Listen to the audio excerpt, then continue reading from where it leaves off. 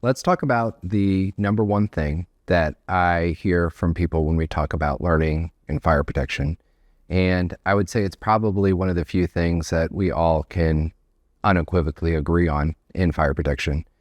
And that is when we're talking about learning in the fire protection space, that the number one best way to learn is to be in the field. So then the challenge that comes up as part of that is, why aren't we doing that today? Why aren't we out in the field enough, learning from the field, seeing how things really go together?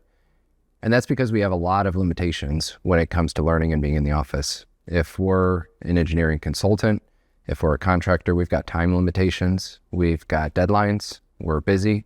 We hire because we need the help, and when we need the help, it's the worst time to peel off somebody that's mid or senior level and stick them on mentoring and training up a new hire.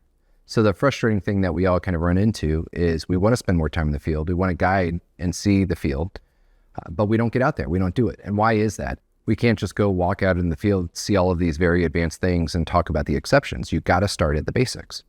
And so what happens is, even though we all know that we want to be spending more time in the field, we want to be learning from people with way more expertise in the field, we don't ever make it that far because we're bogged down in internal training that's talking about the basics. If it's sprinkler, we're talking about sprinkler spacing and hazard classifications.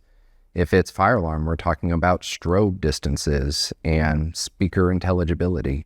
If it's life safety, we're talking about basics of egress component sizing and number of exits. So we're not getting out into the field and seeing and touching what we need to at the level that we want to. We all know we're not doing that, but it's because we get bogged down in training those fundamentals.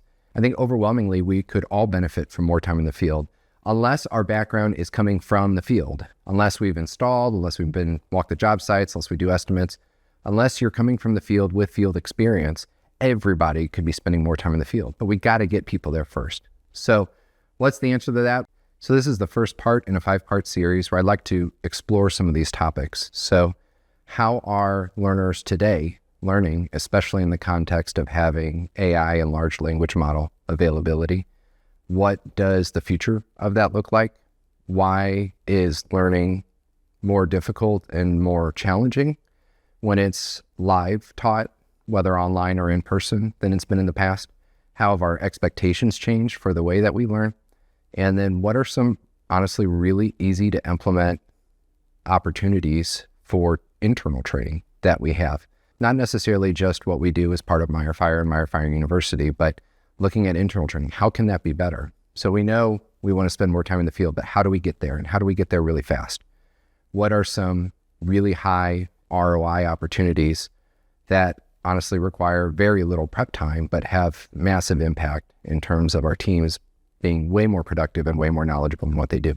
We need to get there as an industry, but we also need to recognize that what we're doing today on the whole is not very productive, and it's not very good use of time, and it's incredibly expensive. As part of this series, we're going to do 5 videos. They're all relatively short, kind of like this one, and I'm going to talk about kind of the state of learning in the fire protection industry as part of that process.